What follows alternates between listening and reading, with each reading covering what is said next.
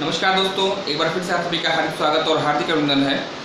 संविधान की उद्देशिका या संविधान की प्रस्तावना एक बहुत ही महत्वपूर्ण टॉपिक और यहाँ से भी वनडे एग्जाम में हमेशा प्रश्न आपके पूछे जाते रहे हैं। 3-4 पॉइंट है जिसकी परीक्षा में आने की संभावना आपकी ज़्यादा रहती है। संविधान की उद्देशिका की बात करिएगा या प्रस्तावना की बात करिएगा, आपसे पूछा जाता है दो चीज़ें हैं। पहली चीज़ आपसे पूछा जाता है कि संविधान की उद्देशिका का जो विचार है, प्रस्तावना का विचार है, वह किस देश से संविधान से लिया गया है। एक तो ये चीज़ आपसे पूछी जाती है और एक आपसे पूछा जाता है कि भारतीय संविधान की जो उद्देशिका की भाषा है या कहिए कि प्रस्तावना की लैंग्वेज है, वह किस देश के संविधान से ली गई है। दोनों में आप लोग कन्फ्यूज रहते हैं, है ना। अगर आपसे पूछा जाए कि भारतीय संविधान की उद्देशिका का जो विचार है वह विचार किस देश से लिया गया है, संयुक्त राज्य अमेरिका यानी यूनाइटेड स्टेट्स ऑफ अमेरिका। और अगर आपसे पूछा जाता है कि प्रस्तावना की भाषा आपकी कहाँ से ली गई है, यानी उद्देशिका की लैंग्वेज कहाँ से ली गई है, तब उत्तर आपका क्या होगा, ऑस्ट्रेलिया से होगा। ऑप्शन में दोनों चीज़ें दी जाती हैं, ऑप्शन में अमेरिका भी देगा, ऑप्शन में आपको ऑस्ट्रेलिया भी देगा। और अक्सर आप लोग कन्फ्यूज रहते हैं, गलत करते हैं। याद रखिएगा, अगर आपसे पूछा जाए संविधान की उद्देशिका की भाषा कहाँ से ली गई है, उत्तर आपका होगा ऑस्ट्रेलिया। और अगर आपसे पूछा जाए कि विचार कहाँ से लिया गया था, तो वह आपका संयुक्त राज्य अमेरिका। दो तिथियाँ यहाँ पे आपको याद रखनी होंगी। पहला 13 दिसंबर, है ना, 13 दिसंबर सन 1946 और एक याद रखिएगा 22 जनवरी सन 1947, है ना।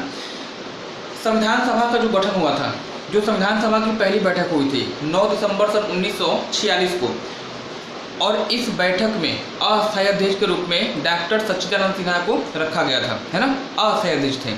2 दिन के बाद 11 दिसंबर सन 1946 को दूसरी बैठक होती है और इस बैठक में आपने डॉक्टर राजेंद्र प्रसाद को स्थायी अध्यक्ष के रूप में चुना था, है ना। दोनों चीज़ें आपसे पूछी जाती हैं। 9 दिसंबर अस्थायी अध्यक्ष डॉक्टर सच्चिदानंद सिन्हा, 11 दिसंबर स्थायी अध्यक्ष डॉक्टर राजेंद्र प्रसाद। 2 दिन के बाद 13 दिसंबर 1946 को जो है संविधान सभा की तीसरी बैठक होती है और इसी बैठक में पंडित जवाहरलाल नेहरू के द्वारा जो है संविधान सभा के समक्ष उद्देश्य प्रस्ताव पेश किया गया था। यह तिथि आपसे पूछी जाती है, यह डेट आपसे पूछी जाती है, किस तिथि को पंडित जवाहरलाल नेहरू के द्वारा उद्देश्य प्रस्ताव संविधान सभा के समक्ष रखा गया था, प्रस्ताव रखा गया था, पूछा जाता है 13 दिसंबर 1946 को बताइएगा। और यह भी आपसे पूछा जाता है किस तिथि को यह उद्देश्य प्रस्ताव स्वीकृत हुआ था, तो उत्तर आपका होगा 22 जनवरी सन 1947, है ना। तो प्रस्ताव कब रखा गया है, उद्देश्य प्रस्ताव, तो 13 दिसंबर 1946, और यह प्रस्ताव कब स्वीकृत हुआ है बता दीजिएगा, 22 जनवरी सन 1947। ये दोनों तिथियां आपको याद रखनी होंगी। दो चीजें आपकी हो गई। पंडित जवाहरलाल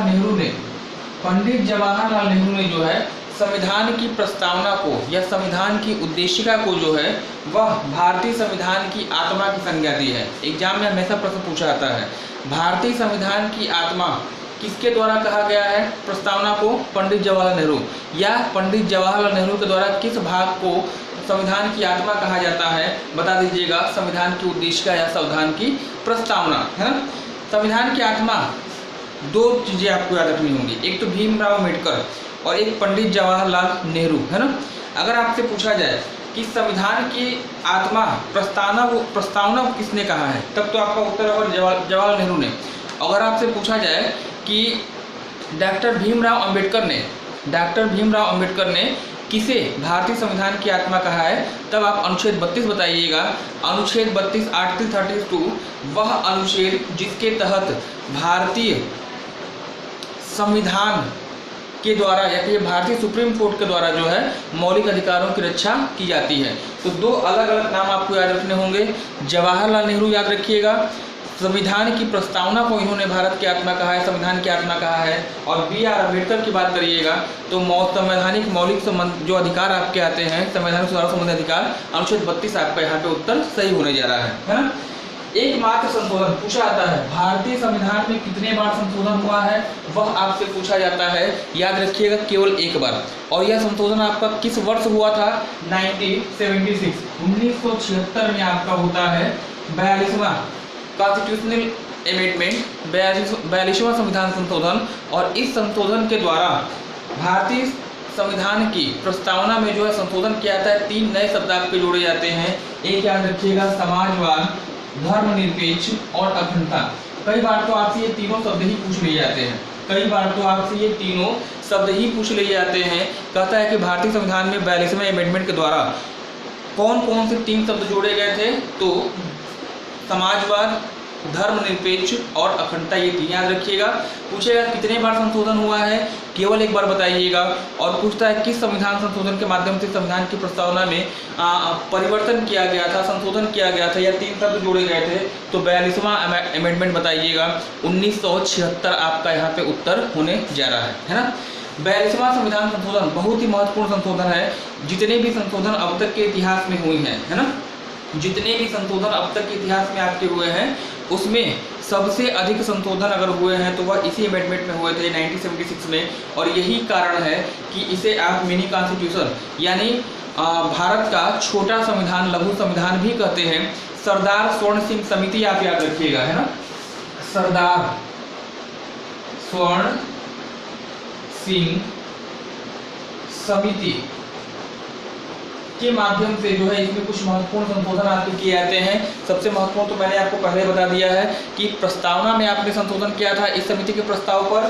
दूसरी चीज याद रखिएगा, इसी संविधान संशोधन के द्वारा भाग 4 क, है ना, भाग 4 क और अनुच्छेद 51 क आपका जोड़ा जाता है, और सोवियत संघ से 10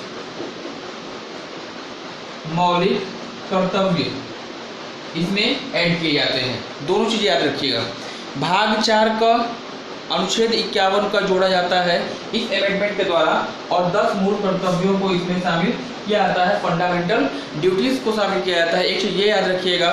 दूसरी चीज़ आपको याद रखनी होगी कि इसी संविधान संशोधन के माध्यम से शिक्षा हो गया, मापतौल हो गया, ठीक है, शिक्षा, मापतौल, वन्य जीव संरक्षण,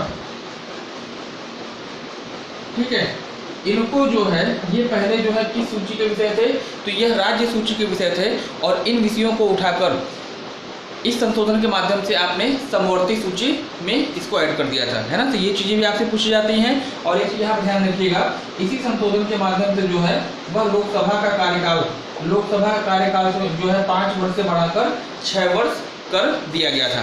तो ये छोटी सी चीज़ आपके लिए ही जहाँ से एग्जाम में आपसे पूछे जाते हैं। आज के लिए फिलहाल इतना ही, धन्यवाद, have a nice day, good night.